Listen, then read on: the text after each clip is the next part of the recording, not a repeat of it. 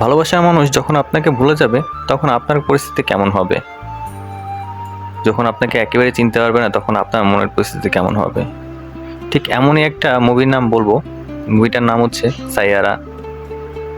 আজকে সেই মুভিটারই এক্সপ্লেনেশন করার চেষ্টা করব। আমার দেখা একটা সুন্দর মুভি। এটাতে না আছে কোনো অ্যাকশন, না আছে বিজিএম, শুধু ভালোবাসা আর ভালোবাসা। তো শুরু করা যাক আজকের movie explanation. Okay, let's go. মুভির শুরুতে আমরা দেখতে পাই মুভির লিড লেডি ক্যারেক্টার বাণীকে। সে একটা ডায়েরি লিখছে। আসলে সে তার প্রতিটা মুহূর্তের কথা এই ডায়েরিতে লিখে রাখে। আজকে সে এসছে একটা ম্যারেজ রেজিস্টার অফিসে। সে তার কলেজের সিনিয়র বড় ভাইয়ের সঙ্গে দীর্ঘদিন ধরে সম্পর্কের পর বিয়ে করতে এসছে। ম্যারেজ রেজিস্টার অফিসে যখন বাণী এবং মহেশের সিরিয়াল আসে তখনই মহেশ সেখানে উপস্থিত হতে পারে না, এবং সেই সঙ্গে সঙ্গে দেখা যায় এখানে মহেশ কল করেছে বাণীকে এবং জানিয়েছে তার একটা জব হয়েছে আমেরিকাতে, সে তার জন্য এখানে আসতে পারে নাই। সেটা শুনে একটুও বিচলিত হয়নি বাণী। বাণী তাকে বলল, ঠিক আছে, এটা কোনো ব্যাপার না, তুমি আগে থেকে যদি বলতে তাহলে আমি ডেটটা আরও পিছিয়ে দিতাম, সমস্যা নেই, তুমি যখন ফিরে আসবে তখনই আমরা বিয়ে করব। এরপর আমরা দেখতে পারি মহেশ তাকে বলছে আসলে তাকে বিয়ে করতে চাচ্ছে না, সে আরও একজনকে পছন্দ করে এবং তাকে সে বিয়ে করতে চায় এবং তাকে নিয়ে লাইফ লিড করতে চায়। এই বলে তাকে সরি বলে ফোনটা কেটে দেয়। এরপর আমরা দেখতে পাই বাণী মন খারাপ করে মাথা ঘুরে পড়ে যায় এবং মুভির এই সিনটা থেকে পরবর্তী সিনে চলে আসে। এরপর দেখানো হয় 6 মাস পর। দেখা যায় একটা ছেঁড়া ডায়েরি পড়ে আছে, তার সঙ্গে বাণীও মন খারাপ করে বসে আছে। বাণীকে সান্ত্বনা দিতে তার মা বুঝাচ্ছে, তার বাবাও সেই সাথে বোঝানোর চেষ্টা করছে যা হওয়ার হয়ে গেছে, এটা নিয়ে মন খারাপ করার দরকার নেই। তাই বলে কি বাণী চুপ করে থাকবে? বাণী তো আসলে তাকে ভুলতেই পারছে না। কীভাবে ভুলবে বলেন? এতদিন ধরে যার সাথে সম্পর্ক, এতদিন ধরে যাকে ভালোবেসে এসেছে, তাকে কি এত সহজে ভুলে দেওয়া যায়? বাণী তার বাবার সঙ্গে একটা অফিসে ইন্টারভিউ দিতে যাচ্ছিল। আগে বলে রাখছি বাণী একজন জার্নালিস্ট, খুব ভালো লিখে। সেই সুবাদেই একটা অফিসে তার একটা ইন্টারভিউ আসে। যেতে যেতে একটা ছেলেকে দেখতে পায়, বাইক চালাচ্ছে সিগারেট মুখে। তারপর বাণীকে তার বাবা সেই অফিসের সামনে ড্রপ করে দেয় এবং ড্রপ করে দিয়ে চলে যায়। এর ভিতরে খেয়াল করে বাণী যে তার শুয়ের লেসটা খুলে গেছে, তাই তার হাতের ডায়েরিটি এক জায়গায় রেখে তার শু লেসটা লাগাতে লাগে। ঠিক তখনই বাণী দেখতে পায় সেই ছেলেটাকে যাকে সে বাইকে সিগারেট মুখে দেখছিল। তবে তাকে দেখা মাত্রই তড়িঘড়ি করে ডায়েরিটি রেখেই সে অফিসের ভিতরে ঢুকে যায় বাণী। এরপর দেখতে পারি বাণী রেখে যা সেই ডায়েরিটি ওই ছেলেটি হাতে করে নিচ্ছে। ঠিক তার পরের সিনে দেখতে পাই আমরা বাণী সেই নিউজ চ্যানেল অফিসে ঢুকেছে এবং দুজন লোকের সামনে বসে আছে। লোক দুজন হচ্ছে নেহা এবং ক্রিশ।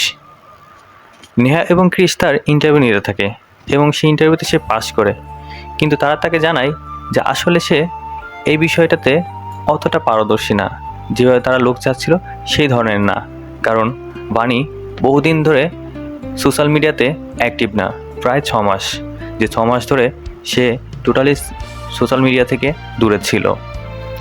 নেহা তাকে জানায় সে যখন ভালো লিখে তাই তাকে লেখালেখির উপরেই থাকা উচিত, এর মধ্যে করে সে যদি ভালো কিছু করে দেখাতে পারে তাহলে তাকে প্রেজেন্টার হিসাবে জয়েন করানো হবে। এই বলে এইখানেই শেষ হয় সিনটা। বেরিয়ে যাওয়ার সময় ঠিক সেই ছেলেটার সঙ্গে দেখা হয় বাণীর ডায়েরির সাথে। বাণীকে সেই ডায়েরিটি সে ফেরত দেয় এবং বলে আপনার লেখা অনেক সুন্দর। তার মানে এখানে বোঝা যাচ্ছে সে বাণীর লেখা ডায়েরিটি কিছুটা হলেও পড়েছে। এখানে জানতে পারি এই ছেলেটির নাম হচ্ছে ক্রিশ, যে কিনা একটা ব্যান্ড দল চালায়। সে ব্যান্ড দলের একটা রিপোর্ট এই ক্রিশ নামে ফোকাস না দিয়েছে তার বন্ধুর উপর, কারণ সে বন্ধুর বাবা অনেকগুলো টাকা দিয়ে ক্রিশকে দমিয়ে দেওয়ার চেষ্টা করেছিল। আর এই রিপোর্টটা করেছিল ঋত্বিক, যে কিনা এই অফিসের একজন কর্মকর্তা। এরপর ক্রিশ ঋত্বিককে যে উদম কেলানি খেলায় যেটা দেখে বানি খুবই শকড হয়ে যায় এবং অফিসের সবাই সেই ছবিগুলো ক্লিপ নিচ্ছিল এবং ভিডিও করে সোশ্যাল মিডিয়াতে ছাড়ার জন্য ব্যস্ত হয়ে পড়ে। এরপরের দৃশ্যে দেখতে পাই ক্রিসের দল, যে দলের নাম হচ্ছে জোশ। জোশের প্রত্যেকটা পার্সন একটা স্টেজ পারফরমেন্সের জন্য প্রস্তুতি নিচ্ছিল। এর ভিতরে ক্রিস যে তাদের সঙ্গে ঝামেলা করে এবং তাদেরকে বলে, আমি যেহেতু এখানে লিড রোল প্লে করি এবং আমি সব কিছু করে থাকি, আমাকে ছাড়া এই ব্যান্ড যখন চলে না, তাহলে কেন পিওর নামটা এখানে উঠে আসবে? আমার কি কোনো ক্রেডিটই নেই? পিওর বাবা কেন এই টাকা দিয়ে পিওর নামটাই ফোকাসে আনলো? এই বলে সবার সঙ্গে ঝামেলা করতে থাকে। এর ভিতরে আবার কয়েকজন আবার দেখায় সে যে কিছুক্ষণ আগে যে ঝামেলা করে আসছে নিউজ রিপোর্ট অফিসে, যে সেগুলো আবার সোশ্যাল মিডিয়াতে ভাইরাল হয়ে গেছে। তাই দেখে সবাই বলে যে তুই যখন সবার কাছে ভালো হতে চাস, নাম করাতে চাস, তুই যখন লিড রোল প্লে করিস, তাহলে তুই এই ব্যান্ডটা চালা, আমরা সবাই এখান থেকে চলে যাচ্ছি, তুই একাই এই ক্রেডিট নে। এই বলে সবাই তাকে ফেলে চলে যায়। সবাই চলে যাওয়াতে ক্রিস খুব রেগে যায় এবং ক্রিস রেগে যেয়ে বলে, তোদের কাউকে দরকার নেই, আমি একাই পারবো এই পারফরমেন্স করতে। তাই বলে সে সবগুলো অপারেটিং সিস্টেমগুলো অটো মোডে প্লে করে দিয়ে সে নিজে একাই স্টেজ পারফরমেন্স করে এবং দেখা যায় সে সেখানে পুরো স্টেজটা মাতিয়ে নিয়েছে এবং একাই সে গান করছে। তারপর দেখা যায় ভানি লিখতে বসে তার ডায়েরি নিয়ে, কিন্তু আসলে সেখানে সে কিছুই লিখতে পারে না। যেভাবে নিউজ রিপোর্ট অফিস থেকে ইনস্ট্রাকশন দেওয়া হয়েছিল ঠিক সেভাবে সে লিখতে চায়, কিন্তু আসলে সে কিছুই লিখতে পারে না, কারণ বিগত 6 মাস ধরে সে মহেশকে অনেকবার ভোলার চেষ্টা করেছে, কিন্তু মহেশকে কিছুতেই সে ভুলতে পারে না, সে ভুলতেও পারে না, কিছু লিখতেও পারে না, যার কারণে সে ডিপ্রেশনে হয়ে পড়ে। তারপরের দৃশ্যে আমরা দেখতে পারি যে ক্রিসের বন্ধু ভিকি এখনও সেই স্টেজ পারফরমেন্সের এখানে আছে, কারণ ভিকি জানে যে ক্রিস কেমন, ক্রিস কী করতে পারে। তাই ক্রিসকে সে বোঝাতে থাকে যে ভাই আসলে এটা ঠিক না, আমরা সবাই এক হয়ে এক জায়গায় হয়ে কাজ করতে পারবো এবং আমাদের কাছে খুব ভালো একটা অপরচুনিটি আসবে।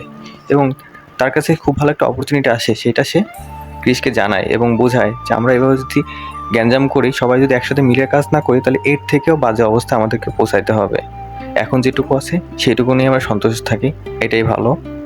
পরের দিনই ভিকি তার বন্ধু ক্রিসকে নিয়ে একটা সেটে যায়, একটা মিউজিক সেটে, যেখানে কিনা শহরের নাম করা hip hop set, princess set. সেখানে সে দেখে প্রিন্স পারফরমেন্স করছে। ওইটা দেখে ভিকি ক্রিসকে বোঝানোর চেষ্টা করে, আমরা যদি এদের সঙ্গে কিছুটা কোলাবোরেশন করতে পারি, তাহলে এদের সঙ্গে পারফরমেন্স করতে পারবো এবং এদের মতনই মিলিয়ন মিলিয়ন ভিউয়ার্সের সঙ্গে পরিচিত হতে পারবো এবং বুঝাইতে পারবো আমরা কতটুকু দক্ষ এবং আমরা কতটুকু ট্যালেন্টেড। এই হচ্ছে ভিনিত। ভিনিত আসলে প্রিন্সের মতো বড় বড় যারা মিউজিক ফেস্টিভ্যাল করে থাকে, যারা মিউজিক কন্টেন্ট করে থাকে, তাদের সঙ্গে কোলাবোরেশন করে দেয় জুনিয়র আর্টিস্টদের সঙ্গে।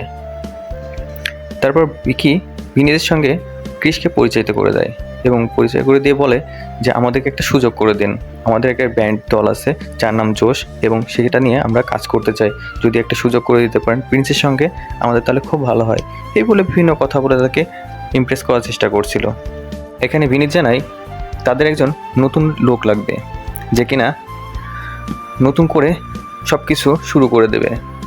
একঘেয়েমি কাজ করতে করতে প্রিন্স আসলে টায়ার্ড হয়ে পড়েছে, তাই তাদেরকে অফার করে তোমরা এখানে কাজ করতে পারো, সামনে একটা মিউজিক ফেস্টিভ্যাল আছে, বড় একটা স্টেজ পারফরমেন্স করতে হবে, তোমরা চাইলে এখানে কাজ করবে, কিন্তু তার একটা শর্ত আছে। শর্তটা হচ্ছে পুরো ক্রেডিটটা বিনীতকে দিতে হবে, তার বিনিময়ে তোমরা এখানে একটা কোলাবোরেশন করার মিডিয়াতে সুযোগ পাবে। এর মধ্যে প্রিন্সকে যেসব গান শোনানো হচ্ছিল, সেসব গান শুনে প্রিন্স খুব বিরক্ত হচ্ছিল এবং প্রিন্স সেগুলো শুনে চলে যাচ্ছিল। ঠিক সেই মুহূর্তে ক্রিস চলে যাওয়ার সময় হঠাৎ করে দেখতে পায় ভানিকে। ভানি আসলে মূলত এখানে প্রিন্সের একটা ইন্টারভিউ নিতে আসছিল, কিন্তু প্রিন্স তাকে জানায় দেয় 2 মাস পরে আসতে। আর ঠিক তখনই ক্রিস ভানির সেই ডায়েরি থেকে প্রথম পাতার একটি গান তার নিজের মতো করে কম্পোজ করা শুরু করে এবং সেটা দেখে প্রিন্স খুব পছন্দ করে এবং বারবার জিজ্ঞাসা করে এর পরের লাইনটা কী, এর পরের লাইনটা কী। ক্রিস তাকে জানায় এর পরের লাইনটা যে লিখেছে সেই ভালো জানে, তাই বলে ভানিকে দেখিয়ে দেয় এবং ভানিকে জিজ্ঞাসা করে এর পরের লাইনটা কী। ভানি তখন উত্তর দেয় আমি জানি না, কারণ একটু পরের পাতাটুকু আমি ছিঁড়ে ফেলেছি। তাকে বারবার বলে মনে করার চেষ্টা করো এর পরের পাতাটা। সে বলতে পারে না। সে আসলে কিছুক্ষণ বাদে বাদেই সব কিছু ভুলে যায়, যার কারণে সে ডায়েরি লিখে রাখে। ক্রিসের কম্পোজ করা গানটি প্রিন্সের খুব পছন্দ হয় এবং বানি এবং ক্রিসকে একটা দায়িত্ব দেয় প্রিন্স। বলে আগামী 3 দিনের মধ্যে আমার জন্য একটা গান লিখে দিবে এবং সেই গানটি আমি সামনের স্টেজ পারফরমেন্সে পারফর্ম করব, এই বলে চলে যায়। এরপর বানি এবং ক্রিসের অফিসে আসে এবং অফিসে এসে দুজনে ডিসকাস করে কীভাবে কাজ করা যায়। বানি প্রথমেই তাকে বলে আমাকে 8:30টার পরে কাজ করানো যাবে না এবং আমার সঙ্গে কাজ করতে হলে সিগারেট খাওয়া যাবে না। আমি যতক্ষণ থাকবো তখন সিগারেট খাওয়া যাবে না। এই শর্তে ক্রিসও রাজি হয়ে যায়, বলে ঠিক আছে, ওকে। এরপর বানি বলে আপনি কী ধরনের গান চাচ্ছেন, কী ধরনের লেখা চাচ্ছেন? তখন ক্রিস জানায় আপনার ডায়েরির প্রথম পাতায় যেটা অর্ধেকটা ছিঁড়ে ফেলে দিয়েছেন লেখা, ওই গানটি আমি চাচ্ছি। বানি তাতে জানায় এই গানটি তো আমার মনে নেই, আমাকে এই গানটির কথা বলবেন না, আমি এই গানটা আর পারবো না লিখতে, কারণ কখন কি লিখেছি সেটা তো আমি বলতে পারবো না, এটা আমার মনেও থাকে না। এতে করে ক্রিস তাকে বলে মনে করার চেষ্টা করেন, আর ছিঁড়েন কেন ডায়েরি ছিঁড়া কি ভালো? তাতে করে বানি বলে আমার ডায়েরি আমি কি করব না করবো সেটা একান্ত আমার ব্যাপার, এ বিষয়ে নাক না গলালেও চলবে, এগুলো একটু মন খারাপ করে। এরপর বানি লেখার চেষ্টা করে, তবে ডায়েরি খোলার সঙ্গে সঙ্গে মহেশের কথা মনে পড়ে যায় আর পুরনো স্মৃতির কথা মনে পড়ে বানি আর কিছুই লিখতে পারে না। অনেক সময় কেটে যায়, তারপর বানি কিছুই লিখতে পারে না। আর এর মধ্যে ক্রিস বারবার বলে লিখছেন না কেন, সময় তো আমাদের অল্প, লেখার চেষ্টা করুন। এতে করে বানি বলে আমি কিছুই পারছি না, এত নিরিবিলি জায়গায় আমাকে দেওয়া হবে না, আমাকে একটা মোমেন্ট দিতে হবে যেখানে কোনো এক কোলাহল জায়গায় সুন্দর পরিবেশে বসে লিখতে পারবো। এতটা নিরিবিলি পরিবেশে আমি কখনো লিখি নাই এবং লেখার অভ্যাসও নেই, আমাকে একটা সময় দিতে হবে, একটা পরিবেশ তৈরি করে দিতে হবে। বিভিন্নভাবে সে তাকে বোঝাতে থাকে যে একটা কোলাহলপূর্ণ একটা জায়গায় বসাইতে হবে। এই বলে এখান থেকে সিন কাট হয়। পরদিন সকালবেলায় বানিকে ক্রিস একটা ক্রিকেট প্লেগ্রাউন্ডে নিয়ে যায়। এখানে মূলত ক্রিসের যখন মন খারাপ থাকে তখনই এসে প্র্যাকটিস করে থাকে। এখানে এনে বানিকে বলে এখন তো লিখতে পারবেন। বানি বলে এখানে কি লেখা যায়, এটা কোনো লেখার প্লেস হলো, একটা মোমেন্ট দরকার আছে, এখানে তেমন কোনো মোমেন্টই নেই। ক্রিস বলে ধরুন এইখানে ইন্ডিয়া পাকিস্তানের খেলা হচ্ছে, 6 বলে 6 রান দরকার, টান উত্তেজনা, এখন এই মুহূর্তে একটা 6 মারলে খেলা শেষ, আপনি এই মুহূর্তে লিখতে পারবেন কিনা বলেন। এই কথা বলে তাকে ইমপ্রেস করার চেষ্টা করে আর বিভিন্ন কথা বলে, যেগুলো শুনে বানি ইমপ্রেস হয়ে যায় এবং লেখা শুরু করে। আর এইখান থেকেই বানির জীবনের সব কিছু নতুন করে শুরু হয়। বানি লিখছে, ক্রিস সেগুলো কম্পোজ করছে, আবার বানি লিখছে, কম্পোজ করছে। আসলে বানি এখানে তার নিজের জীবনের সব কিছু নতুন করে জন্য ফিরে পেয়েছে। সে ক্রিসের জন্য অনেক কিছু করার চেষ্টা করছে, সে নতুন করে জীবনটা সাজানোর চেষ্টা করছে। ক্রিসের জন্য সে হাসে, ক্রিসের সঙ্গে সবার সঙ্গে মেলামেশা করতে পারছে এবং সে তার জীবনকে নতুন করে ফিল করতে পারছে। তবে এর মধ্যে একদিন অফিস যাওয়ার পথে ক্রিস এবং বানি দুজনে দেখতে পায় মাঝ রাস্তায় মাতাল হয়ে একটা লোক গাড়ির সামনে পিষে পড়ছিল। ওইটা দেখে ক্রিসের খুব মন খারাপ হয়ে যায়। বানি তাতে কিছুই বুঝতে পারে না। পরের দিনে দেখতে পাই স্টুডিওতে এসে ক্রিস তার ফাইনাল গানটি শোনানোর পর প্রিন্স তার গানে খুব খুশি হয়ে যায়। কিন্তু ভিনিত বলছিল ক্রিস গাইবে আর এর ভিতরে একটা র্যাপ থাকবে না, তাকে হয় এর ভিতরে র্যাপ কোথায়, র্যাপ ছাড়া তো ক্রিসের গানের কোনো মূল্যই নেই, এর ভিতরে র্যাপ না থাকলে হবেই না। এই বলে সে ডিমান্ড করে র্যাপের একটা র্যাপ অ্যাড করে দিতে। সেটা শুনে ক্রিস বলে ওকে ঠিক আছে, আমি কালকের মধ্যেই এটা ঠিক করে দিচ্ছি, আমি এর মধ্যে একটা র্যাপ অ্যাড করে দিচ্ছি। এই বলে প্রিন্স এবং বিনীত চলে যায়। তারপর বানি ক্রিসকে বলে এই গানের সঙ্গে র্যাপ যাবে না, কারণ সব গানের সঙ্গে সব কিছু যায় না, একটা হিট গানের সঙ্গে র্যাপ যায় না, সব হিট গানের সঙ্গে সব র্যাপ যায় না, এই বলে বোঝাতে চায়। তাতে করে ক্রিস বলে তোমার দরকার ছিল একটা ইন্টারভিউ প্রিন্সের সঙ্গে, আর আমার দরকার সে এক টাকা, যেটা দিয়ে আমি আমার স্বপ্নগুলো পূরণ করব। তুমি তোমার স্বপ্ন নিয়ে পূরণ করো, আমি আমার স্বপ্ন পূরণ করি। এরা চাচ্ছে যেটা সেটা আমরা দিয়ে দিব। ক্রিসের এমন কথা শুনে বানি রাগ করে স্টুডিও থেকে বেরিয়ে যাচ্ছিল। ঠিক সেই মুহূর্তে কয়েকজন পুলিশ আসে। আর এখানে জানতে পারি আমরা যে রাস্তায় যে মাতাল লোকটাকে দেখছিল ক্রিস এবং বানি, আসলে সেই লোকটা ক্রিসেরই বাবা। ক্রিসের বাবা এরকম মাঝে মধ্যেই মদ খেয়ে মাতাল হয়ে উল্টাপাল্টা কাজ করে। আসলে ক্রিসের মা মারা যাওয়ার পর থেকে ক্রিসের বাবার এই হাল। আসলে মায়ের মৃত্যুটা ক্রিসের বাবা সহ্য করতে পারে নাই। এতে করে ক্রিসও খুবই বিরক্ত যে মায়ের মৃত্যুর পর ক্রিসকে তার বাবা দেখবে কি, বাবাকে উল্টে তাকে দেখতে হয়। আজ বাবার জন্যই তার এই হাল। এরপর পুলিশ ক্রিসকে সব কিছু বুঝিয়ে দেয় এবং ওয়ার্নিং দিয়ে যায় নেক্সট টাইম এরকম হলে তারা লিগালি অ্যাকশন নেবে এবং দুজনকেই পুলিশের হেফাজতে নিয়ে যাবে। এইসব ঘটনা দেখে ভানিও বুঝতে পারে আসলে ক্রিসের এতগুলো কথা কেন বলল, ক্রিসের কেন এত টাকা দরকার, ক্রিস কী করবে এত টাকা দিয়ে। আসলে তার বাবাকে রিহ্যাবে ভর্তি করতে চাচ্ছিল, যেখানে অনেকগুলো টাকা লাগবে। সে তার সুস্থ জীবনে ফিরে আনতে চায়। বাবার এমন কাণ্ড দেখে ক্রিসের খুব মন খারাপ হয়ে যায় এবং সে মন খারাপ হলে আবার পুনরায় সে ক্রিকেট প্লেগ্রাউন্ডে চলে যায় এবং প্র্যাকটিস করে। এখানে ভানিও চলে আসে। ভানিও এসে তাকে বোঝানোর চেষ্টা করে এবং ভানির জীবনে ঘটে যাওয়া সকল ঘটনা তাকে খুলে বলে, কীভাবে মহেশ তাকে ঠকিয়েছে এবং কেন সে আজ এই অবস্থা, কোনো কিছু লিখতে পারে না। তার জীবনের সব ঘটনাটা খুলে বলাতে সে সব কিছু ক্রিসকে বোঝাতে পারে। এরপর ভানি এবং ক্রিস দুজনে মিলে ক্রিসের বাবাকে একটা রিহ্যাবে ভর্তি করতে নিয়ে যায়। ভর্তি করার চেষ্টা করে এবং সেখান থেকে জানায় 1 বছরে 9 লাখ টাকা দিতে হবে এবং ভর্তির সময় অর্ধেক টাকা তাদেরকে পেমেন্ট করতে হবে। কিন্তু এত টাকা তো প্রিন্সের কাছে নেই এখন। ক্রিস চিন্তা করছে এতগুলো টাকা কোথায় পাবে। এইভাবে সে একটা জায়গায় যায়। ক্রিস যায় ভিনিদের কাছে। সে আসলে এখানে ক্রিসের কম্পোজ করা সকল গানের কপিরাইট বিক্রি করতে চায়। এখানে তার কোনো ক্রেডিটে রাখতে চায় না এবং কপিরাইট বিক্রি করে তার বাবাকে রিহ্যাবে ভর্তি করতে চায়। ঠিক তাইও করে।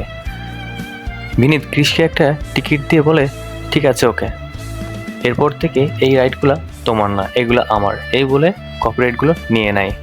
তারপরে সিনে দেখতে পাই ডায়েরির ভিতরে ক্রিস ভানির জন্য সেই টিকিটটি দিয়ে দিয়েছে এবং সেই টিকিটটি দিয়ে তাকে ওই পারফরমেন্সের ওইখানে যেতে বলে, যে পারফরমেন্সটা সেদিন করার কথা ছিল প্রিন্সের সঙ্গে ক্রিসের।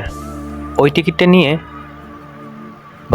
ভানি চলে যায় সেই স্টেজ পারফরমেন্সের এখানে, যে দেখে একজন সাধারণ দর্শকের মতো ক্রিস তার নিজের কম্পোজ করা গানটি দেখছে।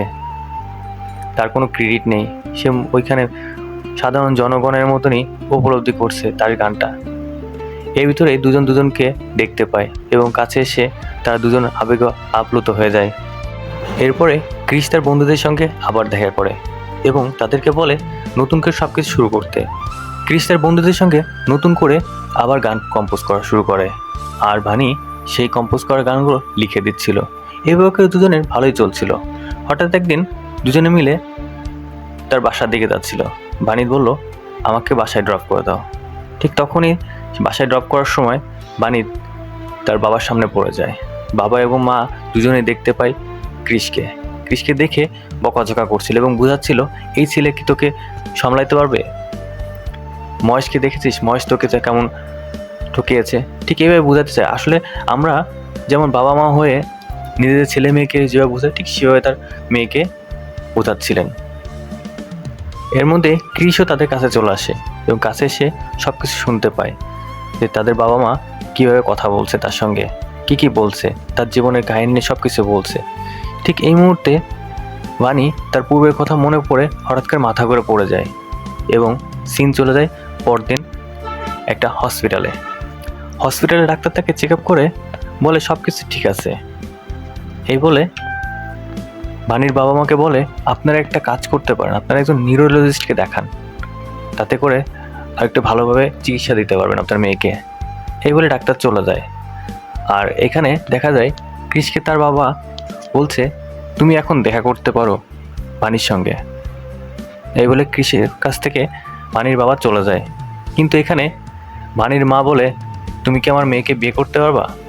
যদি বিয়ে না করতে পারো তাহলে এখনই চলে যাও, আর যদি বিয়ে করতে পারো তাহলে দেখা করো। এই বলে ভানির মাও সেখান থেকে চলে যায়। দুজনে চলে যাওয়ার পরে ক্রিস ভানির কাছে যায়, যে তাকে বলে, আমাকে বিয়ে করতে পারবা? এখানে ভানি জবাব দেয়, বিয়ে কি ছেলে খেলা? তুমি কি লাইফ নিয়ে কি এতটাই সিরিয়াস না? একটু কি সিরিয়াস না? একটু সিরিয়াস হও এবং বুঝো লাইফ কী জিনিস, তারপর নয় সিদ্ধান্ত নাও। তুমি তোমার ক্যারিয়ার গড়ো, তুমি না সুপারস্টার হতে চাও, তুমি না একজন। এরপর ভানিকে হসপিটাল থেকে ছাড়িয়ে নিয়ে যায়। তারপর দেখানো হয় ক্রিসরা একটা অডিও সং সোশ্যাল মিডিয়াতে ছড়িয়ে দেয়, যেটা কিনা পুরা দেশে ভাইরাল হয়ে যায়। এটা দেখে গোয়াতে তাদেরকে প্রোগ্রাম করার শিডিউল পড়ে এবং তারা সবাই মিলে গোয়াতে চলে যায়। যে দেখে যে ওইখানকার সবাই তাদের জন্য মুখিয়ে ছিল, কারণ তারা শুধু গান শুনেছে কিন্তু গানের কম্পোজারকে কখনোই দেখেনি। গানের কম্পোজারকে দেখে সবাই মুগ্ধ হয়ে যায় এবং তাদেরকে স্বাগতম জানায় খুব সুন্দর হবে। এবং সবাই একসাথে হয়ে এত লোক দেখে ক্রিস এবং ক্রিসের দলের প্রত্যেকটা লোক অবাক হয়ে যায় যে এত ভাইরাল আমরা। কৃষি সাফল্যতা দেখে বিনীত এখানে আসে এবং তাকে অভিনন্দন জানায়। এরপর দেখি ভানি নিউরোলজিস্টের কাছে আসে এবং তার কাছ থেকে সব কিছু শুনতে পায়। ডাক্তার তাকে জানায়, তোমার একটা রোগ আছে, যে রোগটা জটিল, যেটার সম্ভাবনা খুবই কম। তুমি এমন একটা রোগে ভুগছো যেটা কিনা তোমাকে দিন দিন শেষ করে দিচ্ছে। তুমি দিন দিন সব কিছু ভুলে যাচ্ছ, তোমার কাছের লোকজনগুলোকে ভুলে যাচ্ছ, তুমি কি করছো, তোমার সময়, দিন, জ্ঞান সব কিছু তুমি ভুলে যাচ্ছ। এমনকি আজকের দিনটাও তুমি ভুলে গেছো যে তুমি আজকে কী বার কিংবা কোন তারিখ। এমন একটা দিন আসবে যেদিন তুমি নিজেকেও চিনতে পারবে না। ঠিক এমন একটা রোগ তোমার হয়েছে। এই কথা শুনে ভানি একটু মন খারাপ করে যায় এবং সেখান থেকে বেরিয়ে যায়। ভানি বাড়িতে যাওয়ার সময় রাস্তায় ক্রিসের সঙ্গে দেখা হয়ে যায়। ক্রিস জানায় 2 দিন যাবৎ তাকে ফোন দিচ্ছে কিন্তু তাকে পাচ্ছে না। এখানে ভানি তাকে তার অসুস্থতার কথা ক্রিসকে জানাতে চায়, কিন্তু তার আগে ক্রিস তার সাফল্যের একটা ভিডিও ভানিকে দেখায় এবং সেটা দেখে ভানি আর কিছুই তাকে জানাতে পারে না তার অসুস্থতার কথা। পরদিন সকালে ভানি তার অফিসে যায় এবং অফিসে এসে জানতে পারে তাদের অফিসে নতুন একজন এসে জয়েন করেছে, নতুন ইনভেস্টর, যে কিনা ভানিরই সাবেক বয়ফ্রেন্ড মহেশ। এখানে মহেশকে দেখে ভানি কিছুই বলতে পারে না। কীভাবে বলবে? আসলে সাবেক প্রেমিকা বলতে একটা কথা, তাকে তো কিছু বলা যাবে না, এই বলে কিছুই বলছিল না। দুজনের দিকে তাকাচ্ছিল কিন্তু কেউ কারোর দিকে কোনো কথা বলছিল না। এর মধ্যে মহেশ একটা পার্টির আয়োজন করে এবং সেই পার্টির আয়োজনতে ভানিকেও ইনভাইট করে।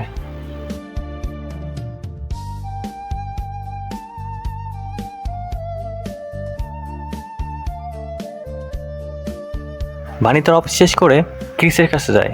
ক্রিসের কাছে যেয়ে বলে, আমি আর চাকরি করব না। এই বলে ক্রিসে কাপড় চোপড় এলো পথে ছাড়ায় এবং গোছানোর চেষ্টা করে, নিজেই ছাড়ায় নিজেই আবার গোছানোর চেষ্টা করে।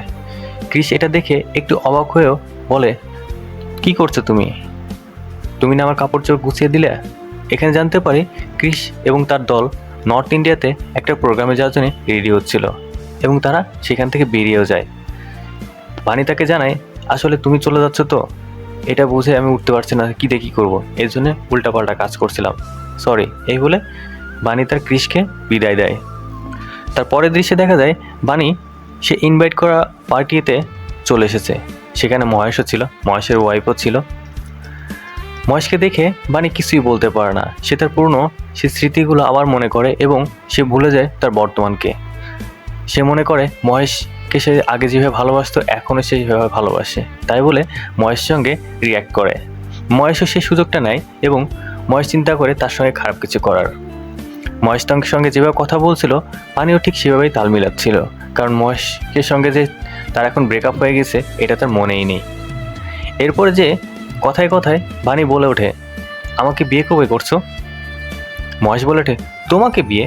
কখন, কবে? প্রশ্নই আসে না।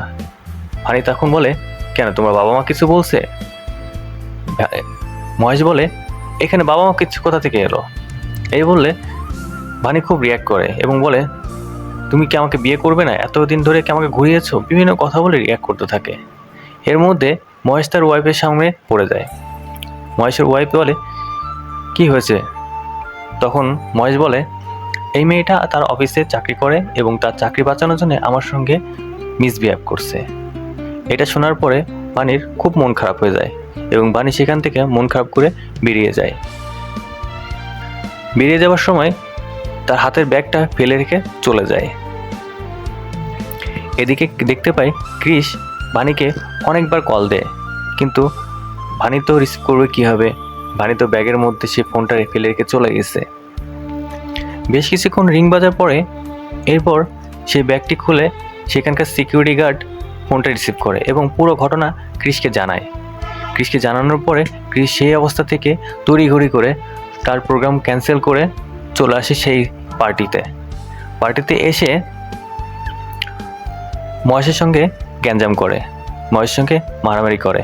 সেই মারামারির কারণে মহেশ সেখানে, তারপর ক্রিস বাণীর ব্যাগটা খুলে দেখে বাণীর ব্যাগে সেই চিকিৎসকের রিপোর্টটা।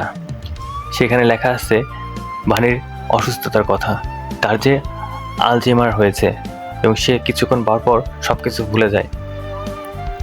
এটা দেখে ক্রিস সব কিছু বুঝতে পারে এবং চলে যায় ক্রিকেট প্লেগ্রাউন্ডে, যে দেখে বাণী ওখানে ক্রিকেট প্র্যাকটিস করছে। কারণ তার মন খারাপ, সে ক্রিসের মতনই ক্রিকেট প্র্যাকটিস করে নিজেকে সান্ত্বনা দেওয়ার চেষ্টা করছে। বাণী ক্রিসকে দেখা মাত্রই বলে, সব কিছু জেনে গেছো না? সব কিছু জেনে যাওয়ার পরও কেন আমার কাছে আসলে? তুমি কি জানো না এই রোগের কোনো চিকিৎসা নেই?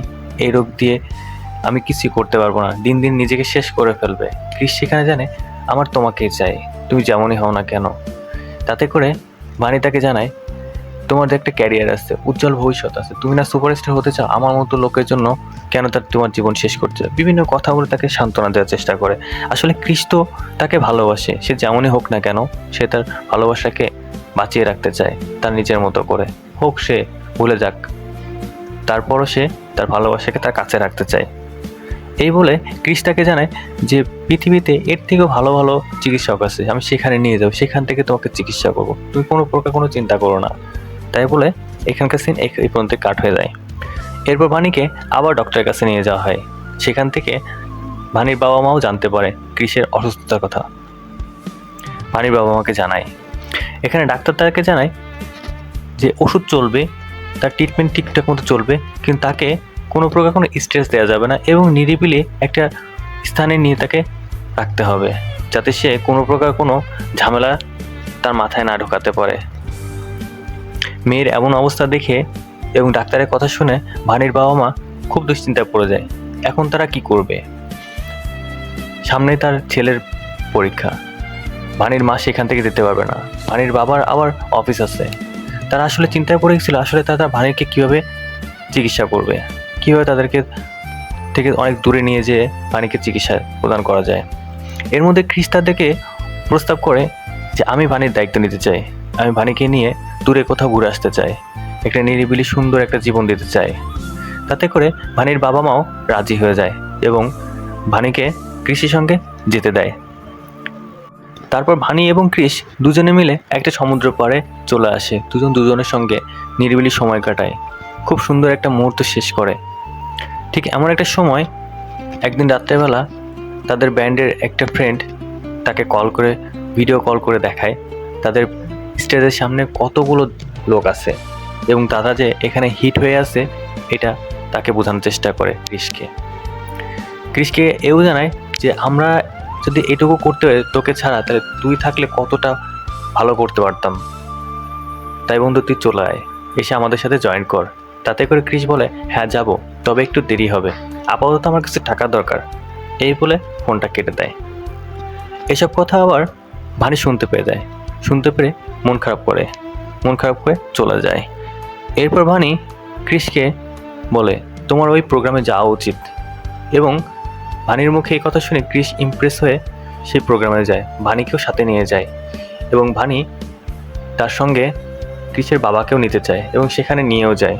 এবং সেখানে ক্রিস খুব ভালো পারফরমেন্স করে সবার সঙ্গে। সেইখানে তাদের স্টেজ মাতিয়ে ফেলে। তার জীবনে এত বড় স্টেজ পারফরমেন্স কখনো করেনি। ক্রিস এটা দেখে নিজেকে প্রাউড ফিল করছিল। স্টেজ পারফরমেন্স করতে করতে হঠাৎ করে সে খেয়াল করে ভানিকে দেখতে পায় না।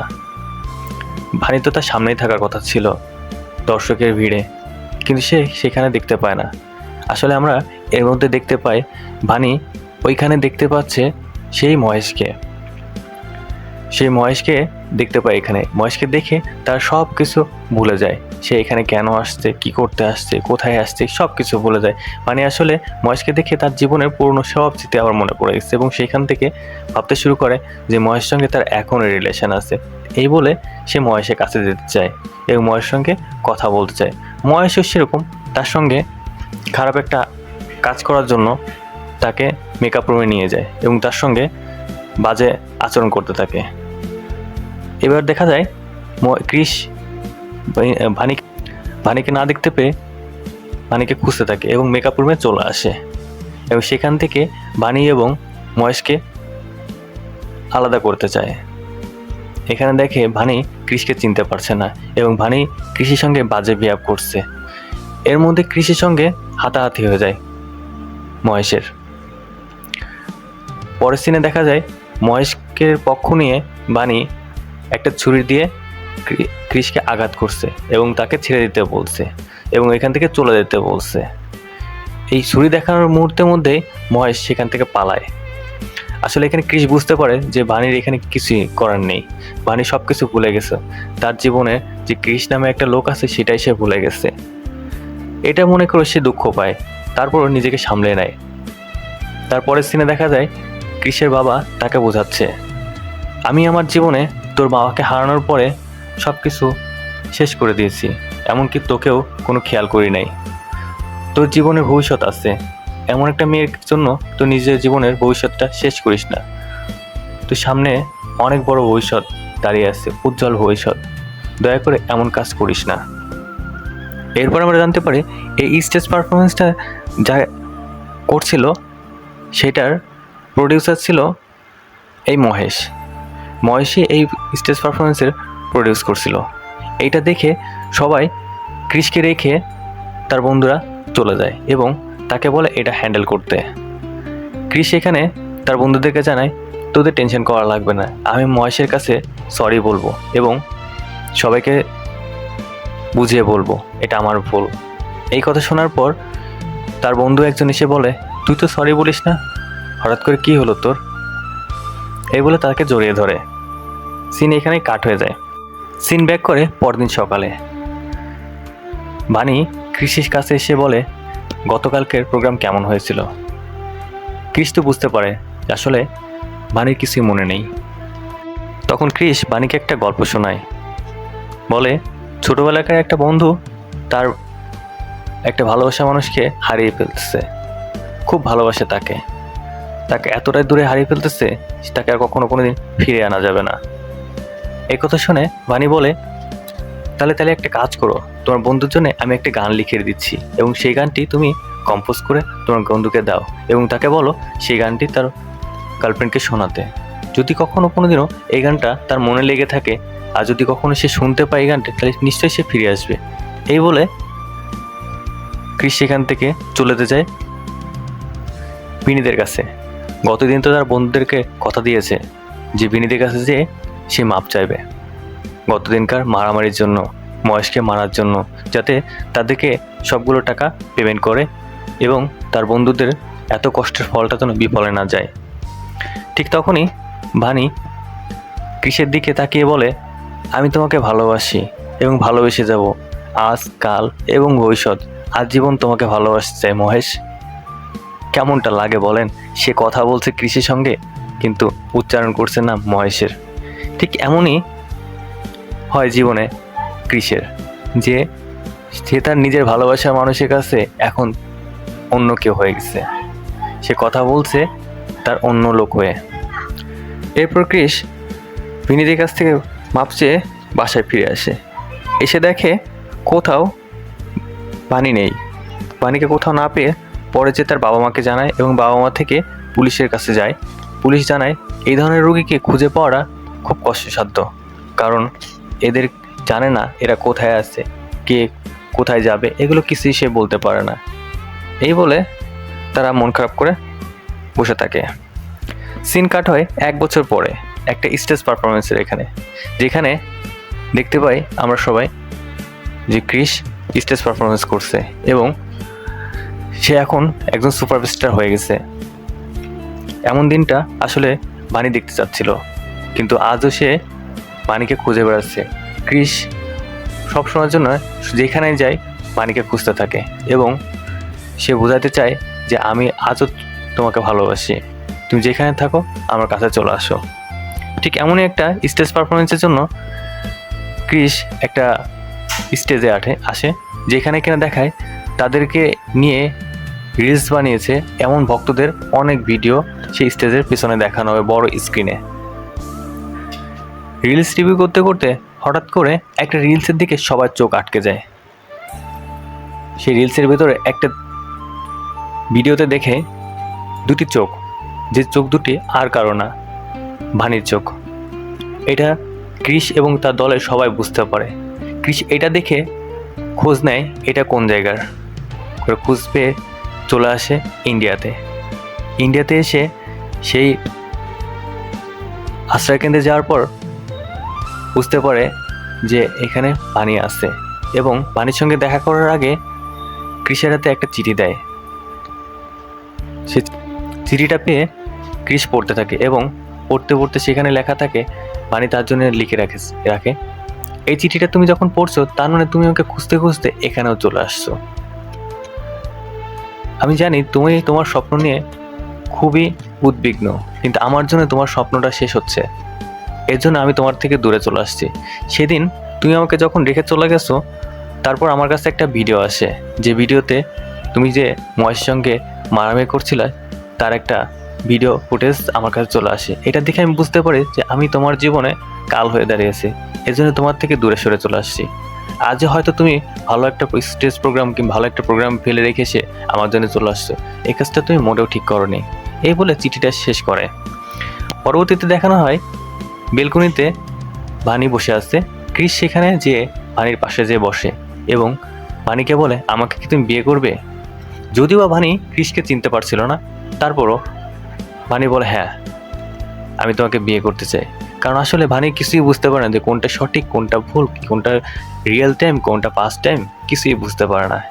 এরপর দেখানো হয় ক্রিস এবং বানি দুজনকে বিয়ে করে নেয় এবং ক্রিস তার এই জীবনটাকেই বেছে নেয়। এর মধ্যেই এই গল্পটা শেষ হয়।